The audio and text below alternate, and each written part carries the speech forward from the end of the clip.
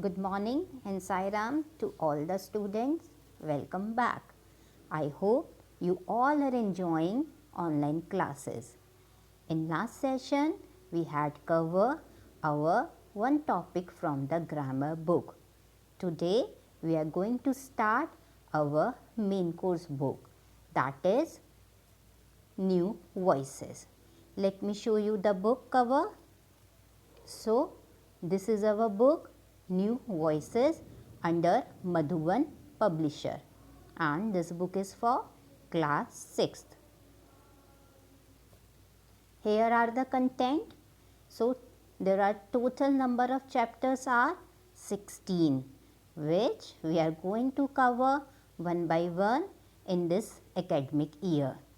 Today, we are going to read chapter number 1, A New House. This chapter is written by Neil Gaiman. Before starting the chapter, let me tell you about the author, Neil Gaiman.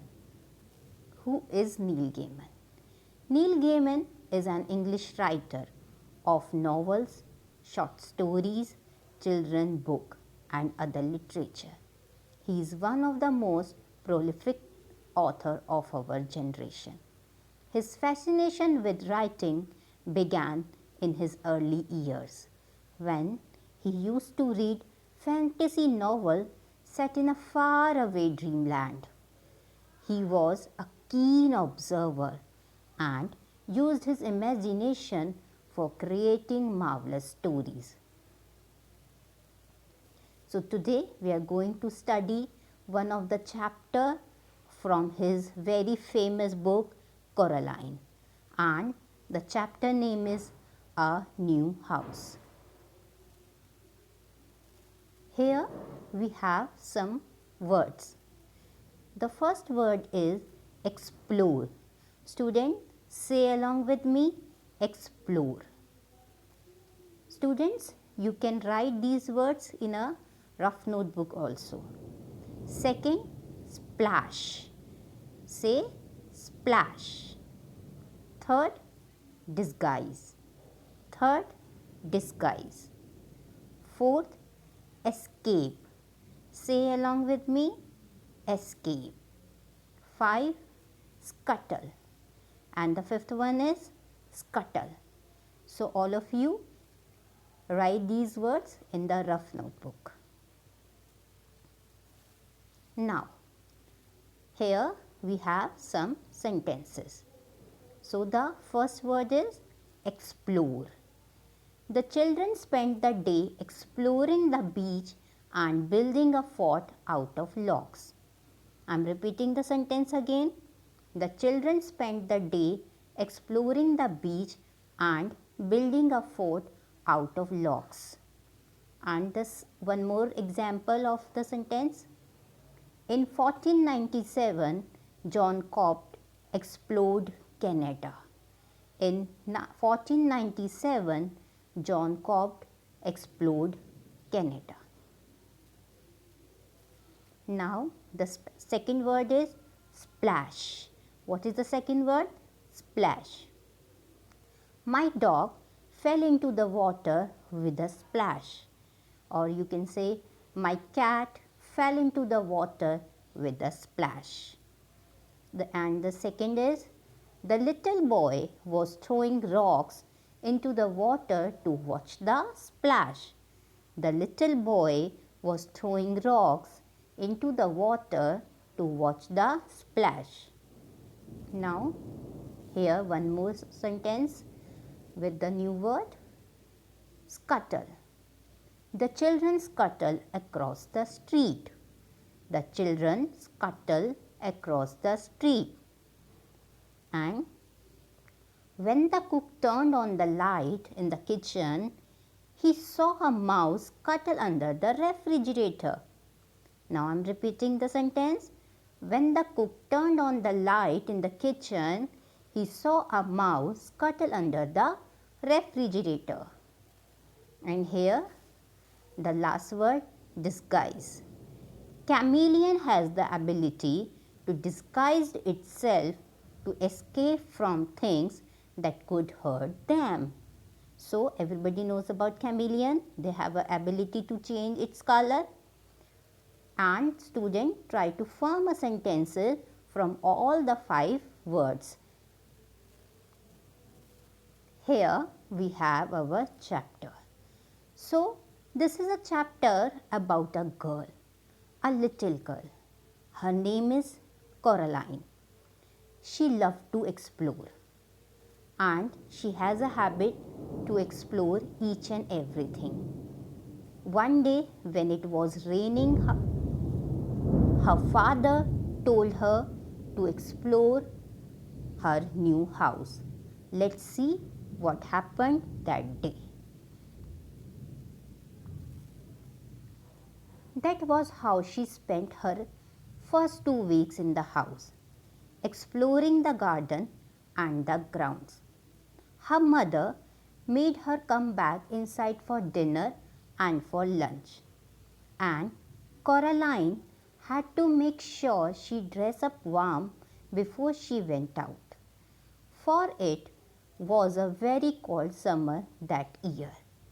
But go out she did, exploring every day until the day it rained, when Coraline had to stay inside. What should I do? Asked Coraline. Read a book, said her mother.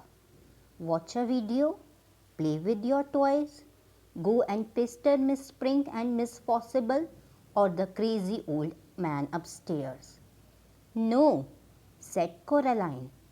I don't want to do those things. I want to explore. As everybody knows, she loved to explore everything. I don't really mind what you do, said Coraline's mother, as long as you don't make a mess. Coraline went over to the window and watched the rain come down. It wasn't that kind of rain you could go out in. It was the other kind, the kind that threw itself down from the sky and splashed where it landed. It was the rain that meant business, and currently its business was turning the garden into a muddy wet soup. Coraline had watched all the videos. She was bored with her toys, and she had read all her books. She turned on the television. She went from channel to channel to channel, but there was nothing on but a man in suit talking about a stock market and talk shows. Eventually, she found something to watch.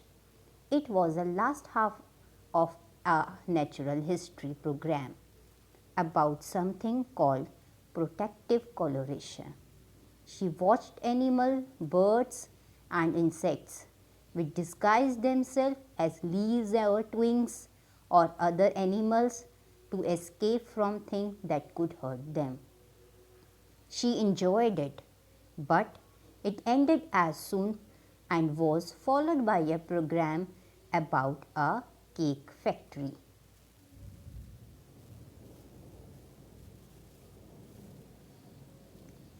It was time to talk her father. Coraline's father was home. Both of her parents worked, doing things on computers, which meant that they were home a lot of the time. Each of them had their own study.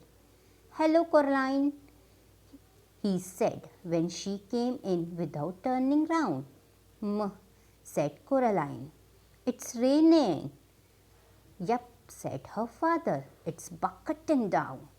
No, said Coraline. It's just raining. Can I go outside? What does your mother say?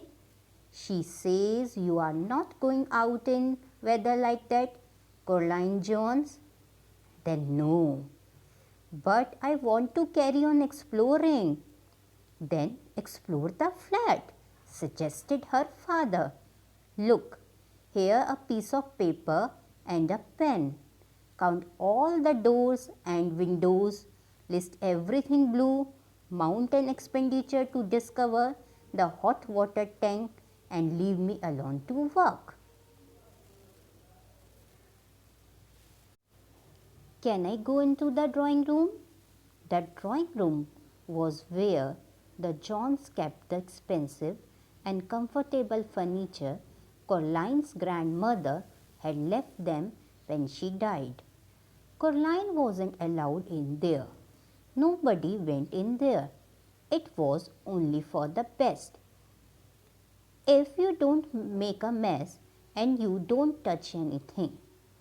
Coraline considered this carefully. Then she took the paper and pen and went off to explore the inside of the flat. She discovered the hot water tank. It was in a cupboard in the kitchen. She counted everything blue. 153. She counted the window. 21. She counted the doors. 14. Of the doors that she found, 13 opened and closed. The big carved brown wooden door at the far corner of the drawing room, was locked. She said to her mother, "Where does that door go?" "Nowhere, dear. It has to go somewhere." Her mother shook her head. "Look," she told Coraline. She reached up and took a string of keys from the top of the kitchen door frame. She sorted through them carefully and selected the oldest, biggest, blackest, rustiest key. They went into the drawing room. She unlocked the door with the key. The door swung open. Her mother was right. The door didn't go anywhere. It opened onto a brick wall. "When this place was just one house," said Coraline's mother, "that door went somewhere. When they turned the house into flats, they simply bricked it up." The other side is the empty flat on the other side of the house, the one that's still for sale. She shut the door and put the string of keys back on the top of the kitchen door frame. "You didn't lock it?" said Coraline. Her mother shrugged. "Why should I lock it?" she asked. "It doesn't go anywhere." Coraline didn't say anything. It was nearly dark outside now, and the rain was still coming down, pattering the window and blurring the light of the cars in the street outside. Coraline's father stopped working and made them all dinner. Coraline was disgusted. "Daddy," she said, "you have made a recipe again. It's leek and potato stew with a tango garnish and melted Guise cheese," he admitted. Coraline sighed. Then she went to the freezer and got out some microwave chips and a microwave mini pizza. "You know, I don't like recipes," she told her father while her dinner went round and round and the little red numbers on the microwave oven counted down to 0. "If you tried it, maybe you had liked it," said Coraline's father. But she shook her head. That night, Coraline lay awake in her bed. The rain had stopped, and she was almost asleep when something went. She sat up in bed. Something went crrr. Coraline got out of bed and looked down the hall, but saw nothing strange. She walked down the hall. From her parents' bedroom came a low snoring. That was her father, and an occasional sleeping mutter. That was her mother. Coraline wondered if she had dreamed it. Whatever it was, something moved. It was little more than a shadow, and it scuttled down the darkened hall fast, like a little patch of night. She hoped it wasn't a spider. Spider made Coraline intensely uncomfortable. The black shape went into the drawing room and Coraline followed it in a little nervously. The room was dark. The only light came from the hall and Coraline, who is standing in the doorway, cast a huge and distorted shadow onto the drawing carpet. She looked like a thin, giant woman. Coraline was just wondering whether or not she ought to turn on the light when she saw the black shape edge slowly out from beneath the sofa. It paused and then dashed slightly across the carpet towards the farthest corner of the room. There was no furniture in that corner of the room. Coraline turned on the light.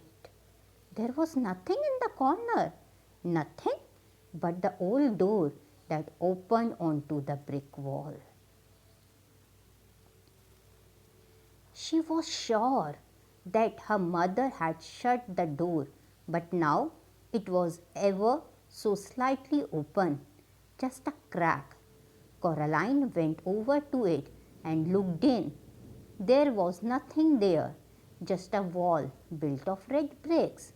Coraline closed the old wooden door, turned out the light, and went to bed. She dreamt of black shapes that slid from place to place, avoiding the light until they were all gathered together under the moon. Little black shapes with little red eyes and sharp yellow teeth. They started to sing, "We are small, but we are many. We are many, we are small. We were here before you rose. We will be here when you fall." Their voices were high and whispering and slightly whining. They made Coraline feel uncomfortable. Then Coraline dreamed a few commercials, and after that she dreamt of nothing at all. So students, I hope you all like this suspense story. The author didn't reveal the suspense at the end of the story. You all have to think whether she was dreaming or something strange was there in her new house.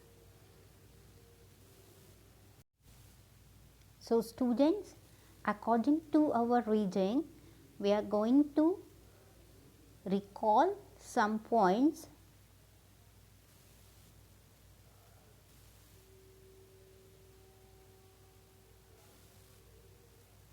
Now we will do true and false based on our reading. I hope you all understand the chapter.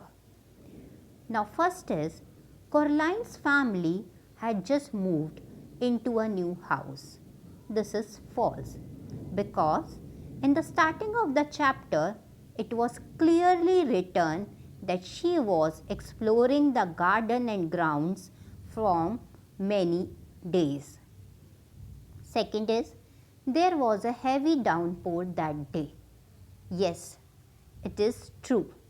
There was a heavy downpour that day, the day on which she started exploring the flat. Number 3. Coraline liked to stay at home most of the time. No, it is false. She didn't like to stay at home because she wanted to explore and go outside. Number 4. Coraline did what her father suggested to her. Yes, it is true. Her father suggested her to take a pen and paper and explore, count all the window and door, and she did the same. Number 5. The story is set in winter. No students, as one line told us, the story is set in summer. Number 6. Coraline's parents spend a good amount of time with her. No, student, it is false because they both are working and they don't spend a good amount of time with her. So, everybody read the chapter and the rest of the questions we will do in our next session. Sai Ram.